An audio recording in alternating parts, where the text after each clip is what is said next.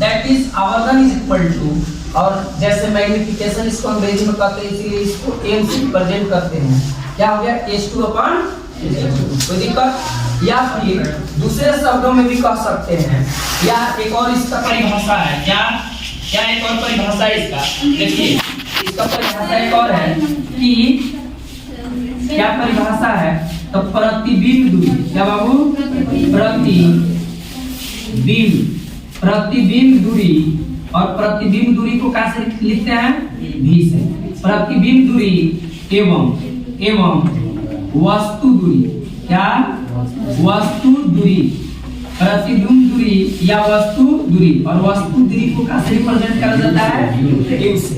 तो प्रतिबिंब दूरी एवं वस्तु दूरी के अनुपात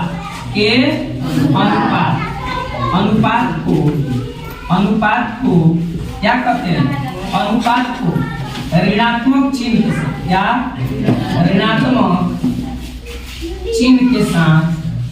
ऋणात्मक चिन्ह के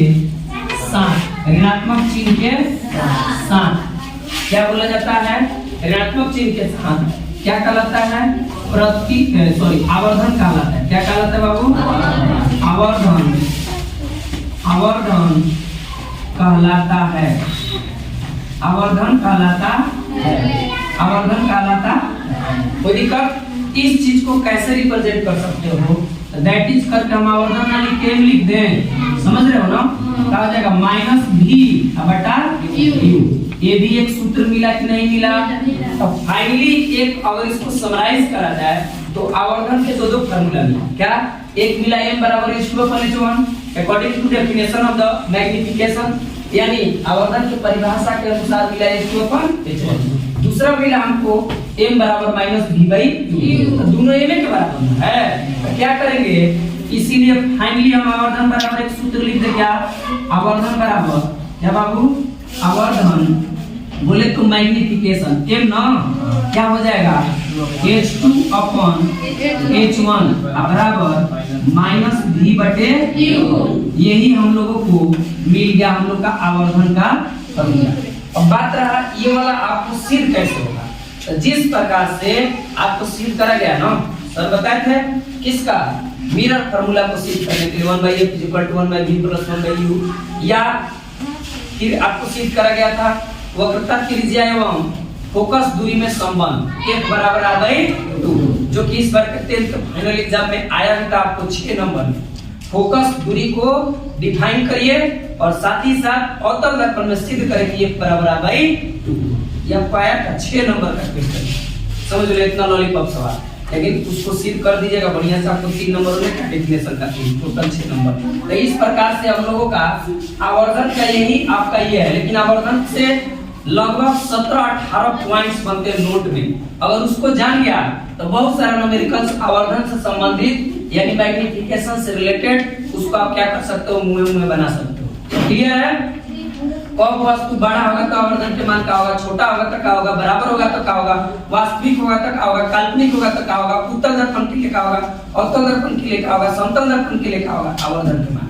क्लियर, सभी सब पढ़ना है। पहले इसको हम लोग क्या करेंगे, प्रूफ कर दे या छोड़ दे, इसको बोलिए, प्रूफ कर दे। चलिए इसको हम प्रूफ कर देते हैं आवर्धन को, और तब हम लोग क्या करेंगे, आगे के चीजों को देखेंगे। फिलहाल इसको क्या कर लीजिए, छाप लीजिए। अब का मात्रा भिन्न क्या होता है, तो आवर्धन एक प्रकार का क्या है, अनुपात। अनुपात क्या होता है, सुन लो बाबू तब लिखना।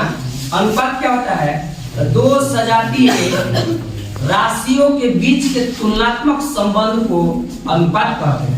तो दो सजाती हो गया, सिमिलर क्वांटिटीज हो गया ना, तब बाबू का होगा ऊपर मीटर और नीचे मीटर, और मीटर मीटर कट के चल गया मीटर के पास, खत्म, समझ गया, खत्म हो गया।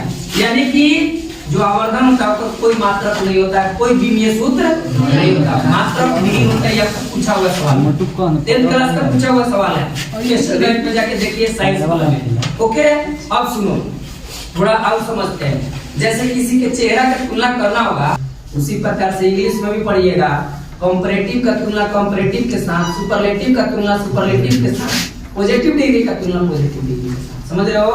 यानी तुलना सजातीय में किया जाता है, उसी को कहते हैं क्या, रेशियो अनुपात।